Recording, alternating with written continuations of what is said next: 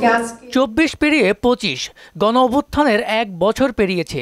গত বছর ফ্যাসিবাদের সময় সংগঠিত কাহিনী নিয়ে নির্মিত হয়েছে গণ অভ্যুত্থানের তথ্যচিত্র শ্রাবণ বিদ্রোহ। রাজধানীর জাতীয় জাদুঘর মিলনায়তনের যার প্রিমিয়ার শো প্রদর্শন করা হয়। এ সময় জুলাই আন্দোলনের ইতিহাস ও প্রেক্ষাপট তুলে ধরেন আলোচকেরা।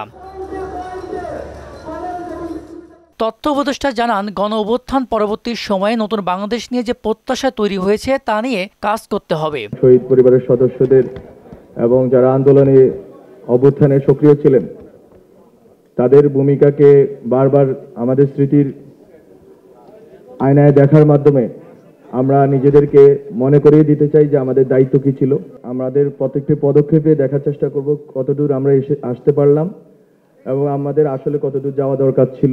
জুলাই শুধুমাত্র 36 দিনের আন্দোলন নয় এমন মন্তব্য করে সংস্কৃতি উপদেষ্টা মোস্তফা সরোয়ার ফারুকী বলেন, এই আন্দোলনের প্রেক্ষাপট 54 বছরের। জুলাই আসলে 36 দিনের আন্দোলন না, আমি মনে করি জুলাই 54 বছরের আন্দোলন।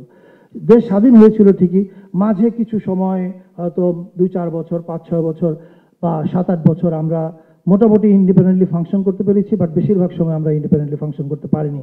মত পার্থক্য ভিন্ন থাকলেও অন্যের বিরুদ্ধে সকলকে ঐক্যবদ্ধ হওয়ার কথা বলেন শিল্প উপদেষ্টা আদিলুর রহমান। সমস্ত জায়গায় মতের পার্থক্য থাকতে পারে, কিন্তু মূল একটা জায়গায় ঠিক থাকতে হবে যে আমরা অন্যায়কে মেনে নিব না, আমরা কখনোই মানবাধিকার লঙ্ঘন ঘটতে দিব না, আমরা ফ্যাসিবাদের পুনরুত্থান যেন না হয় তা নিশ্চিত করব। এদিকে জুলাই আন্দোলনের বিচার পূর্ণ গতিতে চলছে বলে জানান আইন উপদেষ্টা আসিফ নজরুল। বিচার পূর্ণ গতিতে চলছে, বিচার পূর্ণ মাত্রায় দৃশ্যমান আছে। শেখ হাসিনার ফ্যাসিস্ট যে দল, সেই দলের লোকজন হাজার হাজার কোটি টাকা নিয়ে বসে আছে। এই বিচারের প্রতিটা জিনিস পুঙ্খানুপুঙ্খভাবে তারা তদন্ত করে তারা বিশ্ববাসীকে বিভ্রান্ত করার চেষ্টা করবে, বাংলাদেশের মানুষকে বিভ্রান্ত করার চেষ্টা করবে।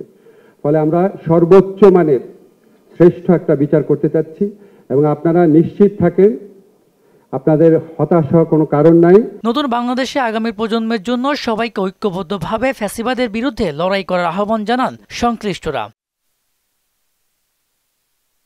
মিসবাহ রহমান, মোহনা সংবাদ, ঢাকা।